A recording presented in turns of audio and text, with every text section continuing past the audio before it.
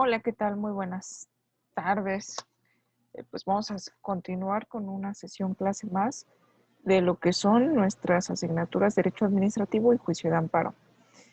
Ante esta circunstancia, evidentemente es algo lógico el hecho de poder aterrizar una vez que se ha expresado en clases anteriores lo que significa la administración pública, este gran organismo, esta gran organización del sistema administrativo, así como su fundamento constitucional y obviamente pues las demás leyes que emanen precisamente de la propia administración pública. Entonces, en prácticamente lo que estamos visualizando en este momento pues es un cuadro, es un organigrama, bueno, más bien, no, perdón, un organigrama, no, un organizador gráfico, se me fue por ahí la, la palabrita, en la cual, bueno, pues podemos encontrar respecto a lo que es la administración pública de forma resumida. Si podemos revisarlo, contiene obviamente pues lo que la administración pública pertenece o es un instrumento del Estado que opera el gobierno, creo que esa palabra obviamente pues para nosotros es familiar. ¿Para qué?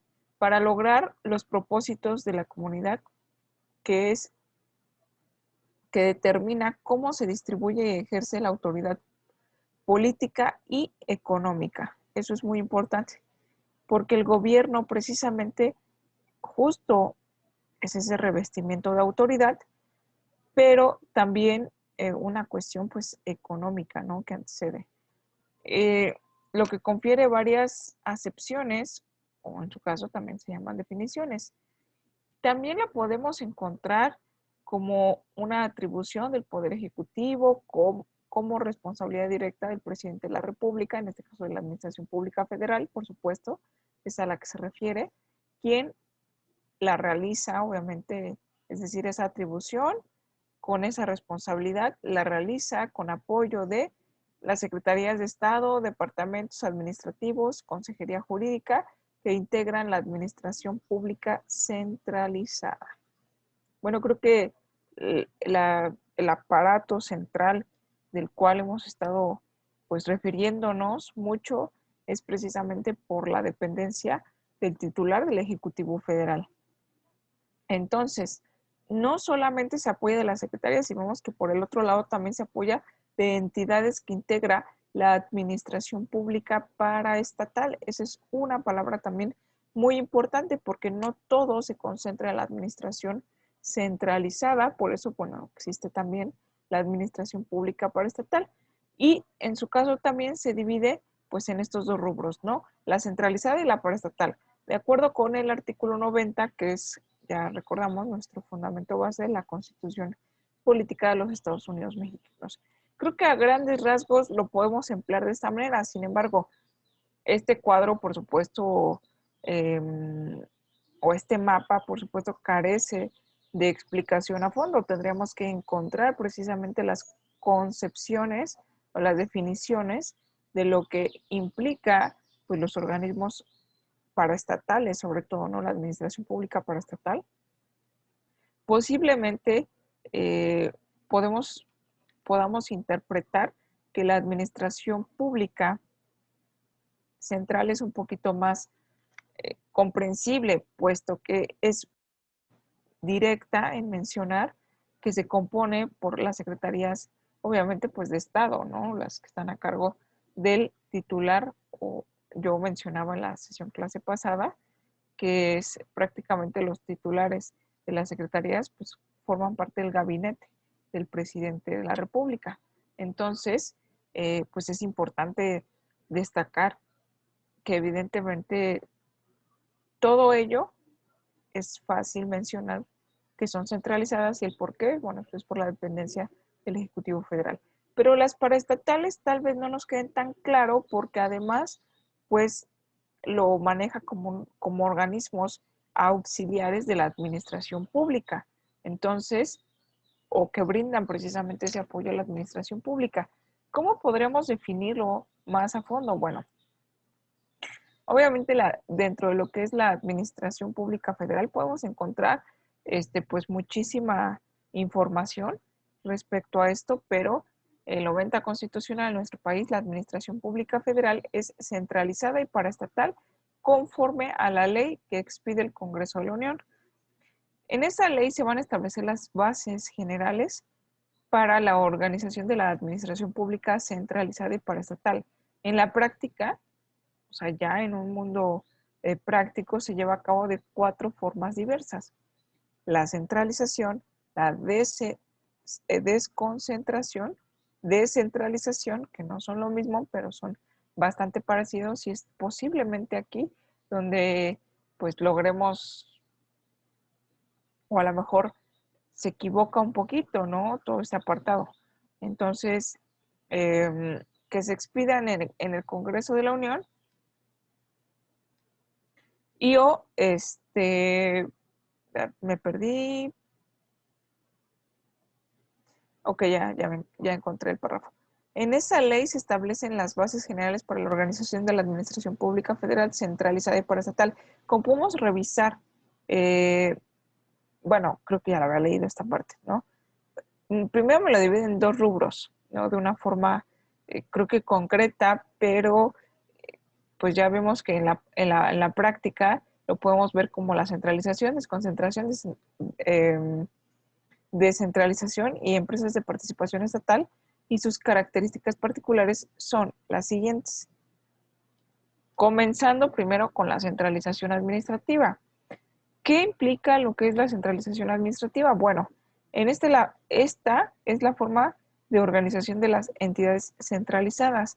Se encuentran relacionadas entre sí por un vínculo jerárquico constante.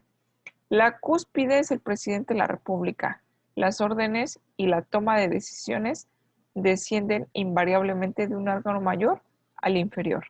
El régimen jerárquico mantiene la unidad de la administración pública. Hay control directo de un poder central. En este régimen se encuentran las secretarías de Estado, que ya lo venimos mencionando, los departamentos administrativos y la consejería jurídica. Tal vez poquito más adelante podamos revisar, ¿no?, un poco de las atribuciones de estos órganos centralizados, porque además los actos administrativos que ya hemos mencionado anteriormente provienen precisamente de esa centralización, de esa jerarquía, y pues es lo que hace esa, digamos que esa unilateralidad en cuestión de las decisiones. Eso por cuanto hace a la centralización administrativa.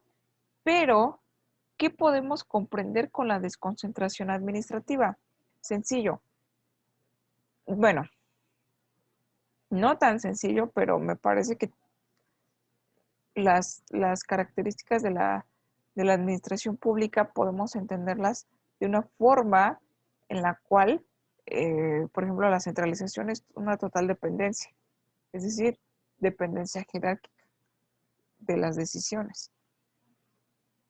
Por supuesto, desde el titular de la secretaría, y ahí sí habría que revisar el organigrama, pero tenemos que la cúspide, como lo menciona o como lo hemos mencionado, pues es el titular del Ejecutivo Federal. Pero ¿qué hace con la desconcentración administrativa? Que al final pues es un apoyo también y coadyuva a la administración pública. Bueno, menciona que esta es la forma de organización que surge en la década de los 70 por el incremento poblacional y la consecuente necesidad de presentar a los ciudadanos una manera más rápida de los servicios públicos, ya que la centralización administrativa, dado su carácter netamente jerarquizada y rígida, impedía que se pudieran tomar decisiones expeditas. Precisamente por esa, así también creo que podemos definir que la palabra dependencia pública es porque sí hay una dependencia en cuestión en las decisiones. Es completamente complicado encontrar o poder darles pues una facultad decisoria a ciertos servidores públicos.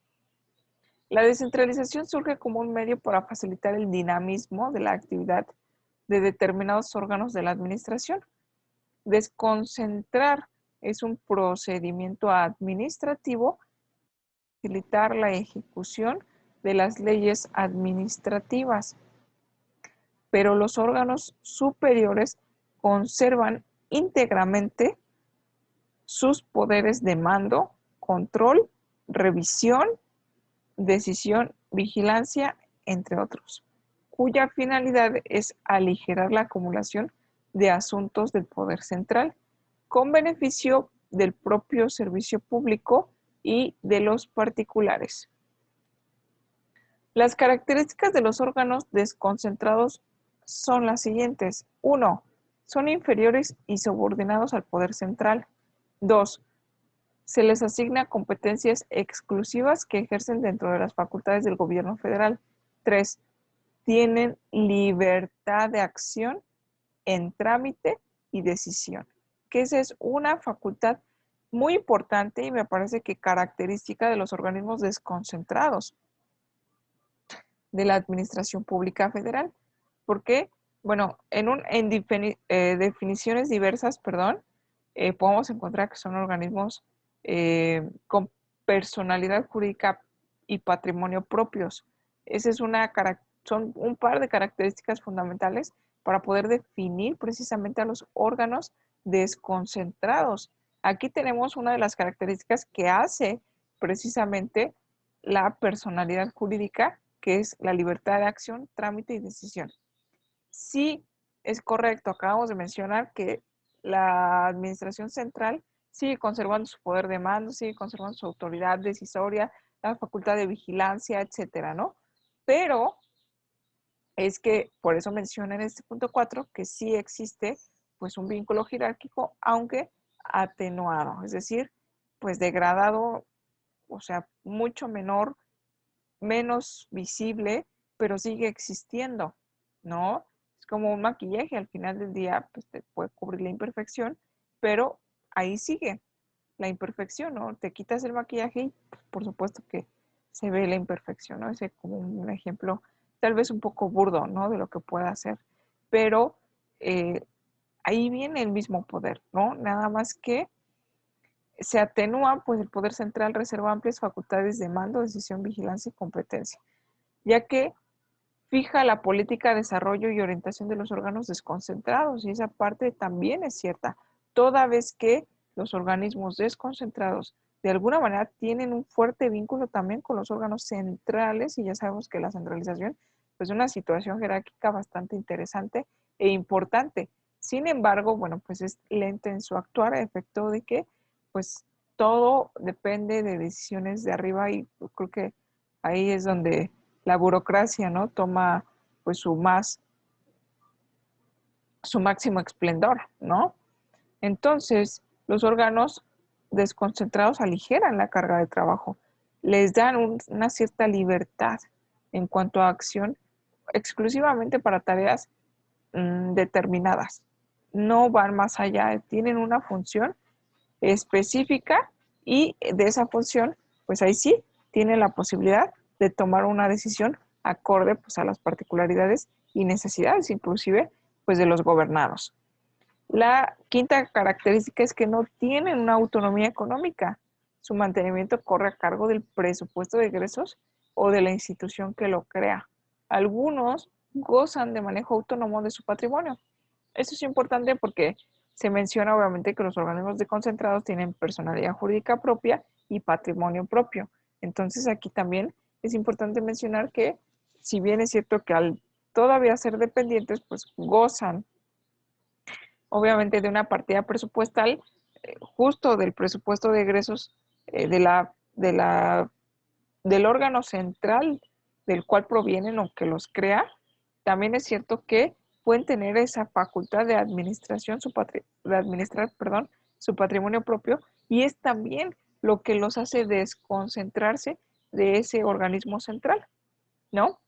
6. Autonomía técnica es su verdadera justificación, otorgamiento de facultades y decisión limitadas.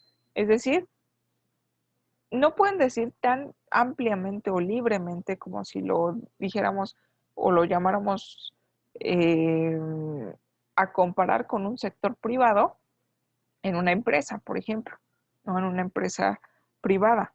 Entonces, no es la misma situación porque en la empresa pues sabemos que existe un consejo, obviamente pues de socios o accionistas, que son el órgano supremo de la empresa y que deciden en realidad, ¿no?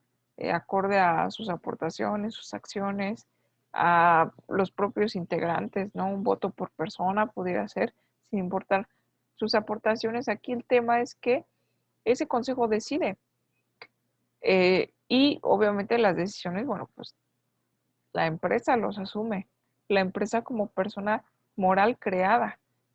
Sin embargo, trasladémonos a un sistema público, el órgano de dependencia, bueno, pues tiene evidentemente pues una situación jerárquica que se tiene que resolver, por eso de repente pues se tarda, ¿no?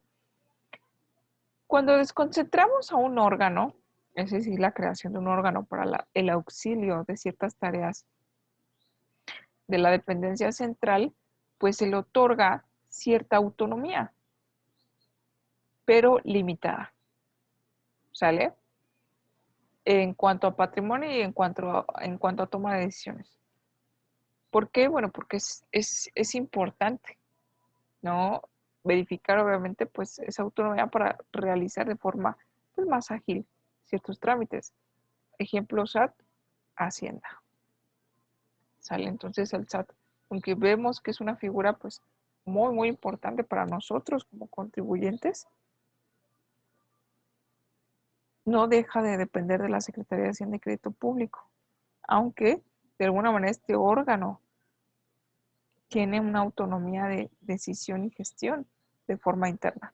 Limitada, pero la tiene, ¿vale? Entonces, esas son las características precisamente de los órganos desconcentrados, es decir, como si fuesen, eh, me imagino que para que no nos confundamos, porque se viene la definición también importante, que es la descentralización administrativa.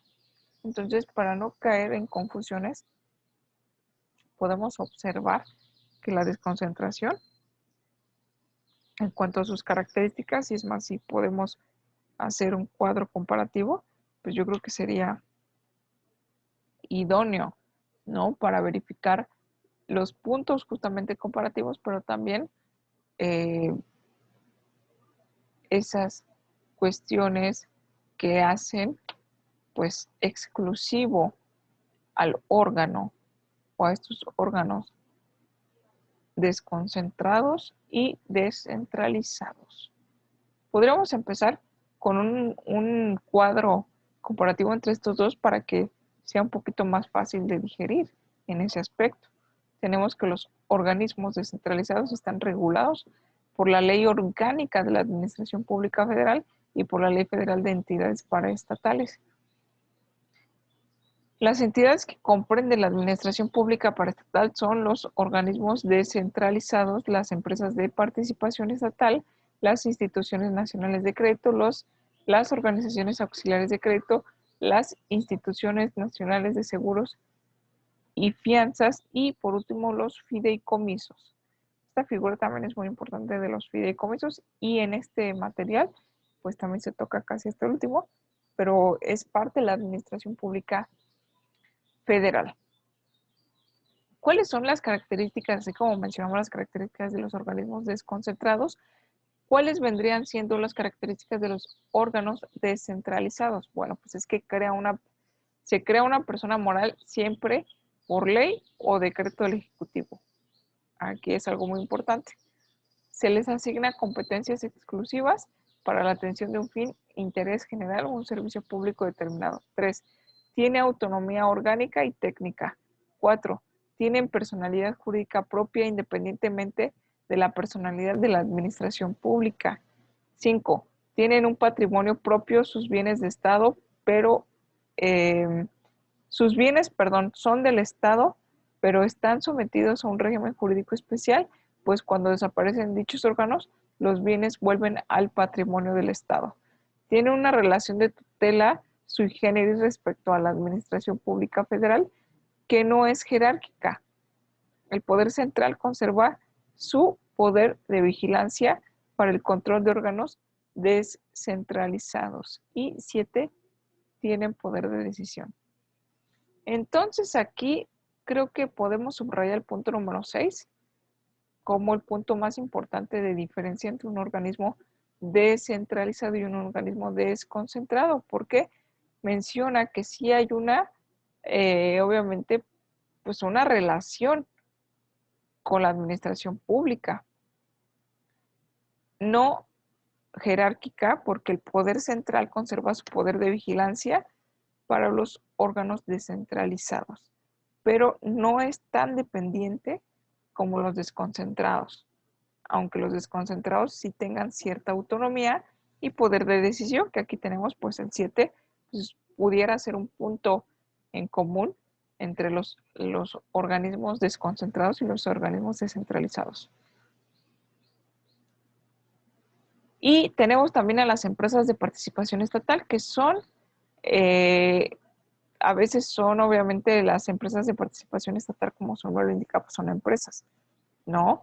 Cuya creo que característica principal es que la palabra participación proviene que viene inversión pública, pues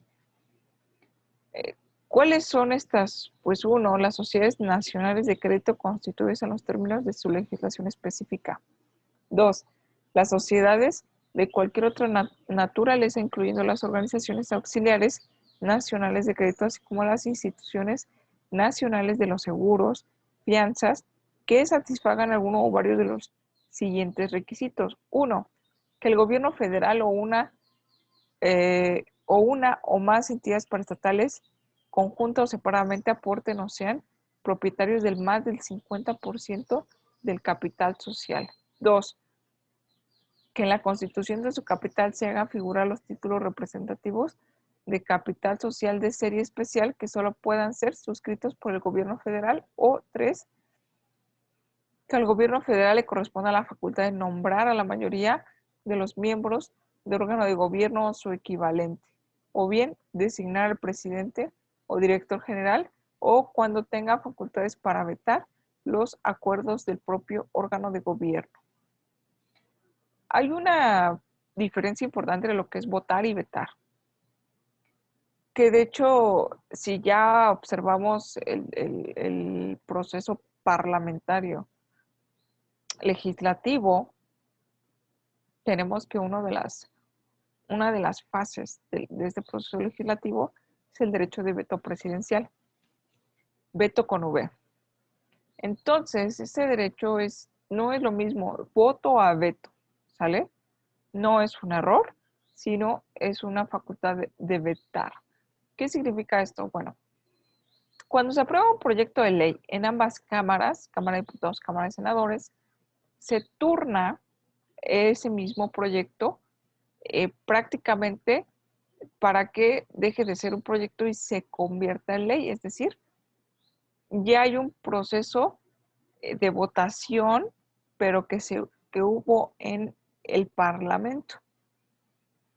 Una vez aprobada, bueno, pues se le turna al presidente de la República para que la promulgue, es decir, la revise y la pueda vetar si es su derecho, si es su deseo vetarla, quiere decir regresarla al Congreso con observaciones o posibles cambios, comentarios. En realidad, los encargados del proceso legislativo sigue siendo el Parlamento, pero el presidente tiene la facultad de hacer o realizar en un término prudente observaciones que son de 10 días después de que se le turna la ley para su promulgación, y si no hay, es decir, si su derecho se tiene como perdido, lo que tiene que hacer es publicarla para que aparezca en el Diario Oficial de la Federación y pueda iniciar su vigencia.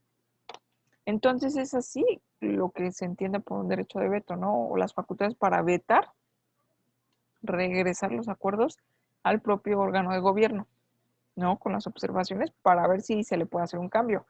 Y digo para ver si el hecho de que el presidente o el titular o esta facultad de vetar regrese con observaciones a lo mejor al órgano encargado de tomar las decisiones, no significa que el órgano encargado, o al menos eso en el proceso legislativo, tiene por qué prácticamente pues hacerle dichos cambios.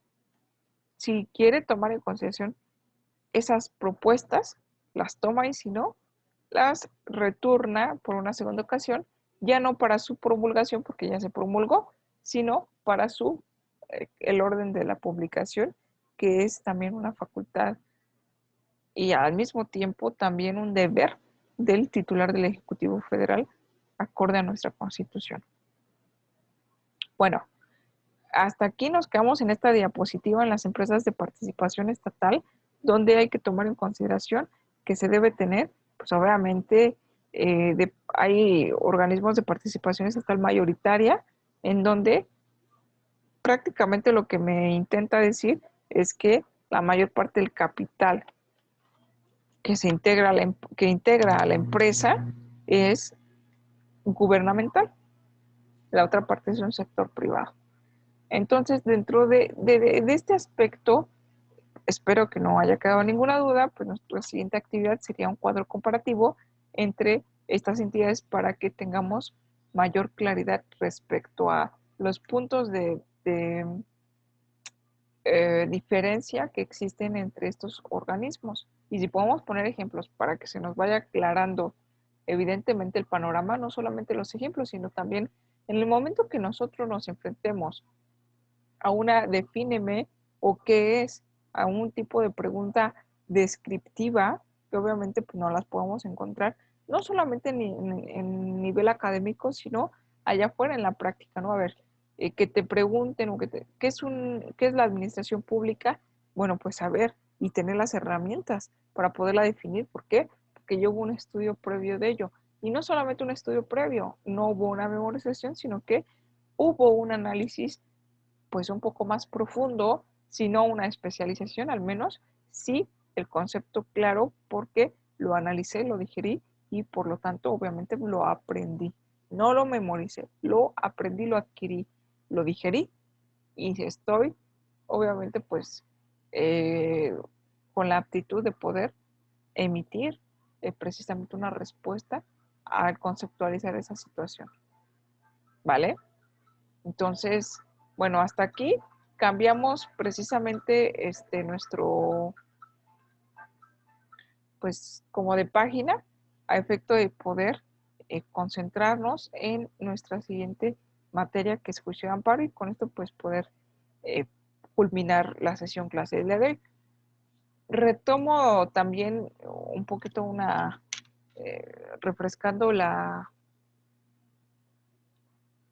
o bueno, retomando un poco sobre lo que fue la sesión clase pasada, que nos quedamos precisamente en esta diapositiva, sino pasando a la quinta por ahí. En cuanto a la demanda de amparo, tenemos dos vertientes o dos vías, ¿sale? La vía directa y la vía indirecta. En este caso, me parece que en donde nos encontramos, en la vía indirecta, ahorita lo revisamos, sí, amparo indirecto, la oportunidad para la presentación de la demanda, acorde al artículo 21 de la ley de amparo, establece que el término para la presentación de la demanda de garantías será de 15 días, contándose el mismo desde el siguiente al en que haya surtido efectos, conforme a la ley del acto. La notificación al quejoso de la resolución o acuerdo que se reclame al que haya tenido conocimiento de ellos o su ejecución o el que se hubiese ostentado sabedor de los mismos. Asimismo, el artículo 22 del citado ordenamiento, es decir, de la ley de amparo, se establecen las excepciones a dicho término, entre otros los relacionados a las sentencias definitivas o laudos y resoluciones que pongan fin al juicio, en el que el agraviado no haya sido legítimamente o legalmente emplazado para el juicio natural, ya que de conformidad con lo dispuesto por la fracción tercera de dicho precepto legal, el agraviado podrá promover la demanda de garantía respectiva en un término de 90 días si residiera fuera del lugar del juicio, pero dentro de la República y de 180 días si reside fuera de ella. pero si el quejoso volviera al lugar en que se haya seguido el juicio natural, quedará sujeto al término al que se refiere el numeral 21 de la invocada ley de amparo, que es el término de 15 días. Entonces, me parece que este plazo hay que aprendérnoslo, ¿sale? Es muy importante porque cuando existe una violación por parte de una autoridad que nos está causando una afectación, hay que tomar una acción inmediata. No hay que dejarlo pasar, no hay que dejarlo enfriar, eh, ni dudar respecto a si vamos a consentir el acto, porque esa es una de las eh, eh, una de las posturas que nosotros podemos tomar como gobernados, dejar que la autoridad pues dictamine o decida, aunque sea arbitraria su decisión. Esa es una postura, ¿no? Que muchos deciden tomar y pues, es correcto. En realidad el juicio de amparo no es una acción que se interponga de una forma eh, obligatoria, es un derecho, es un medio de control de la Constitución, es una herramienta jurídica de la que gozamos nosotros los gobernados como un derecho de acceso a la justicia, a la verdadera justicia. Entonces, contra precisamente actos que violen nuestros derechos y nuestras garantías, que previamente pues, la propia Constitución debe tutelar y proteger, y para esto este medio extraordinario o este recurso de amparo. Sin embargo, no es una cuestión obligatoria, por eso es que contamos de un plazo para la interposición de la demanda, un plazo genérico acorde al artículo 21 de la ley de amparo, es un término de 15 días, ¿vale? Pero tenemos aquí obviamente pues casos excepcionales en el cual pues bueno, nos encontremos residiendo fuera de la entidad donde se ha llevado el juicio que nos está afectando por a lo mejor un ilegal emplazamiento y contamos obviamente pues de 90 días para poder promover el juicio de amparo. Pero estando dentro de la República Mexicana, pero si nos encontramos fuera, obviamente del lugar del juicio, pero dentro de la República, 180 días. Si, perdón, si residimos fuera de la República, 180 días, dentro de la República, pero fuera de donde se está llevando, de la entidad, digamos, donde se nos está afectando, gozamos de 90 días, si no, si regresamos obviamente a la entidad, es decir, bueno, ya me enteré que hay una demanda en mi contra, a lo mejor en el estado, yo era del estado de México, vamos a suponer, y me mudo al norte del país por cuestiones laborales, personales, etcétera. En realidad, la cuestión no es importante, el tema es justamente la distancia que obra, ¿no? Entre un lugar y otro y la posibilidad que yo tengo de enterarme y obviamente también de ejercer o investigar inclusive respecto a ese apartado cuando me encuentro lejos, ¿no? Entonces, por eso usamos estos días, pero si dejamos pasar los 15, 90 o 180 días, bueno, pues en ese momento estamos consintiendo el acto de la autoridad. Entonces ya no podríamos ejercer nuestro juicio de amparo. En materia penal hay una cuestión también distinta. Cuando el acto reclamado afecte la libertad personal del quejoso, como es un acto de formal prisión, orden de aprehensión, etcétera, la demanda de garantías, que es la demanda de amparo, podrá interponerse en cualquier momento. Es decir, el término para su interposición no será de 15 días. Ojo con eso, ¿no? Cuando afecte la libertad de las personas, puede interponerse en cualquier momento. En tratados en materia agraria, la demanda de garantías podrá presentarse en cualquier momento cuando el amparo se promueva contra actos que tengan o puedan tener efecto la privación total o parcial en forma temporal o definitiva de la propiedad, posesión, disfrute de derechos agrarios o a un núcleo de población sujeto al régimen ejidal o comunal, acorde al artículo 217 de la Ley de Amparo. Cuando el juicio de amparo se promueva contra actos que causen perjuicio a los derechos individuales de ejidatarios o comuneros sin afectar los derechos del régimen jurídico del núcleo ejidal, el término para interponerlo será de 30 días, acorde al artículo 218. Es decir, pues vamos a suponer sujetos del derecho agrario individuales, ¿no? Los llamados ejidatarios, avecindados. Obviamente, para ello tendríamos que tener un poco de conocimiento respecto a los sujetos del derecho agrario para poder revisar que si son actos que solamente les afecten de forma individual, pues gozan de un término de 30 días para poder interponer el juicio de amparo. Si no, consienten el acto. El procedimiento del juicio de amparo indirecto es el siguiente. El nivel constitucional relativo debe presentarse, es decir, el escrito de demanda de amparo debe presentarse ante la oficina de correspondencia común de los juzgados de distrito, que justamente pues en la actualidad podemos entender, evidentemente, estamos a 26 de octubre, todavía se encuentran los juzgados federales, pues obviamente en paro de labores, por el tema precisamente que se ha estado ventilando en el Parlamento respecto a los fideicomisos, ¿no? Que se pretenden suprimir respecto al Poder Judicial de la Federación. Entonces, bueno, pues preexiste esa circunstancia, pero tiene que ser pues provisional. El tema de los amparos, lo que se queden detenidos los amparos, puede ser irreparable en cuanto a justamente este tipo de circunstancias, ¿no? Que no puede avanzar, o sea, y el acto reclamado presuntamente puede estar detenido o no, ¿no? Cuanto no está detenido y evidentemente se logra por el transcurso del tiempo, por la naturaleza del acto eh, de violación que se, obviamente que se alude a nuestra demanda de amparo, puede ser ya tarde o de irreparable. Obviamente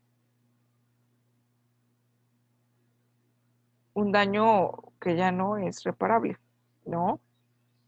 Entonces, dentro de esto, bueno, pues entendemos que se va a presentar ante el juez de distrito o en la oficina de correspondencia común, de donde se envía al órgano jurisdiccional que legalmente corresponda por razón de turno a través de diversos oficiales de partes que se encuentre en cada juzgado, en donde la persona encargada de la misma registra la solicitud de amparo en el libro correspondiente y se turna a la persona encargada de su análisis para determinar cuál será el acuerdo al que deberá recaer la misma. El primer acuerdo al que puede recaer una demanda de amparo tiene 5 posibles vertientes. La primera es que exista un impedimento para el juez de distrito para conocer del juicio de amparo. 2, que en el acuerdo una cosa es impedimento y otra cosa es la incompetencia.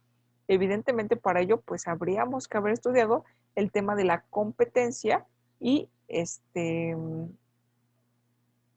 y poder obviamente determinar si la incompetencia viene eh, por territorio, materia, eh, obviamente pues existe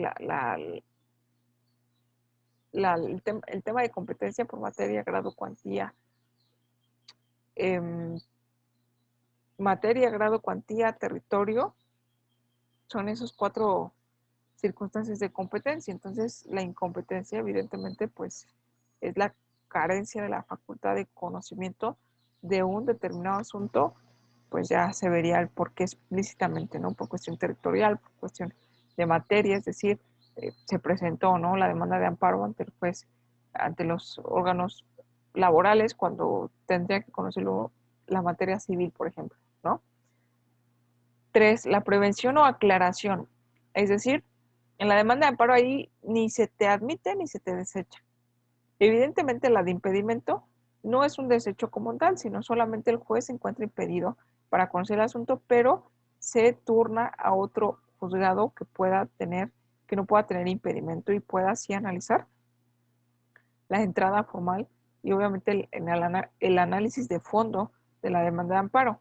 Tenemos la prevención o aclaración, en donde no se admite ni se desecha, pero se te concede un término, regularmente son de 3 días, 5 días, ahí lo que considere el juez de amparo, este, y o lo que venga establecido más bien en la ley de amparo, a efecto de que podamos subsanar lo que se esté previniendo. Tenemos una cuarta postura, que es el desechamiento total de la demanda de amparo. Pues obviamente tiene que venir fundada y motivada la razón de desechamiento. Y tenemos la 5, que es la admisión. Analizando lo que es el impedimento y de una forma más profunda, esto viene establecido en el artículo 66 de la ley de amparo. Si se actualiza alguna de las causas de impedimento que establece la ley, el juez deberá de manifestarse al respecto y comunicar esa circunstancia al tribunal colegiado de su jurisdicción para que resuelva sobre el impedimento planteado acorde al artículo 67 de la ley de amparo.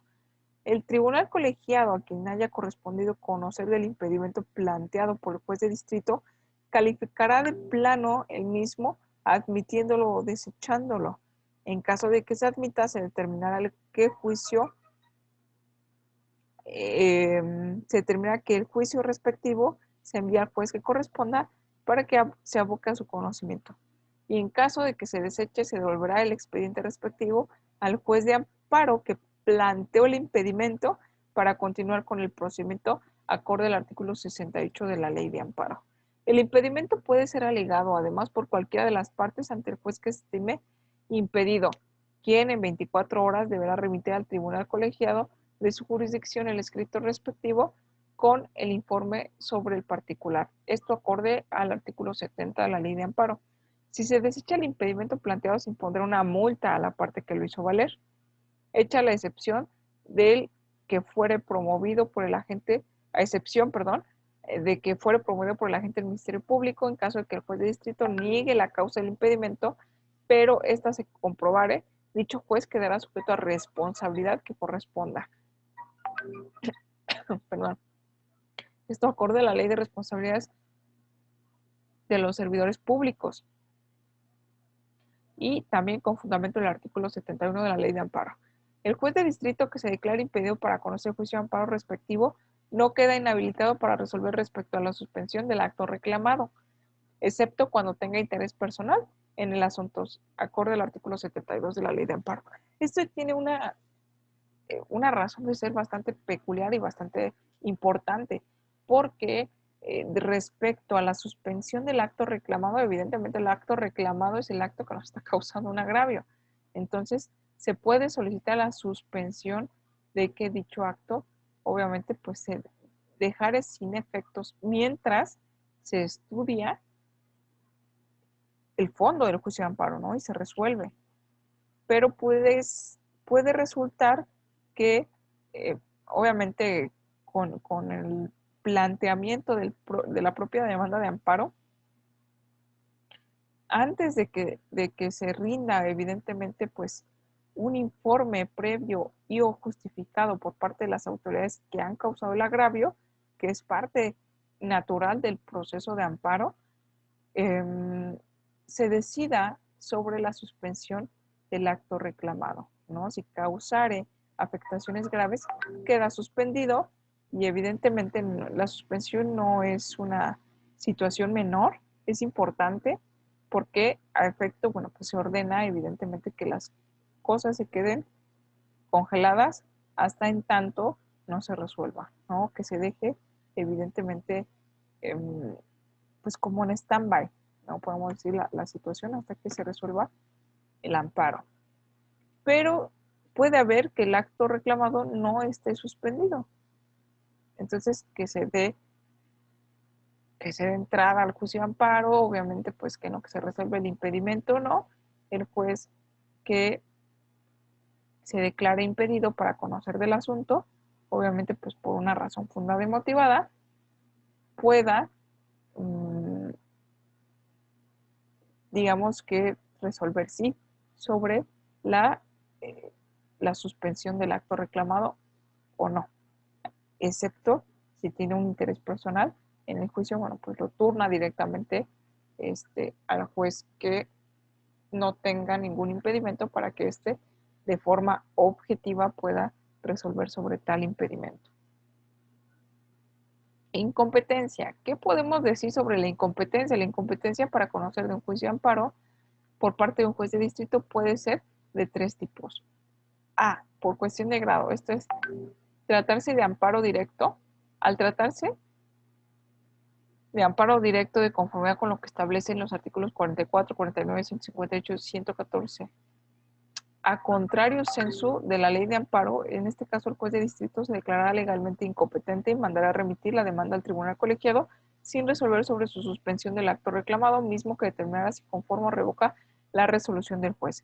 En el primer supuesto mandará a tramitar el expediente y podrá imponer al promovente del mismo una multa. En el segundo supuesto devolverá los autos al juez sin perjuicio de las cuestiones de competencia que pueden surgir entre jueces de distrito. También puede darse en caso de que se presente ante el juez de distrito una demanda de amparo en la que deba conocer un tribunal unitario de circuito por reclamarse actos emitidos por un similar. En este caso, el juez de distrito, de conformidad con lo señalado por el artículo 29, fracción 1 de la Ley Orgánica del Poder Judicial de la Federación, debe declararse incompetente para su conocimiento y declinar la misma a favor del tribunal unitario de circuito que corresponda. ¿Sale? Entonces, aquí en el tema de la incompetencia, evidentemente, pues un tema es por cuestión de grado, es decir, del conocimiento de la propia demanda por cuestión, si lo conoce el juez de distrito, si lo conoce el tribunal, obviamente, pues unitario, ¿no? De circuito.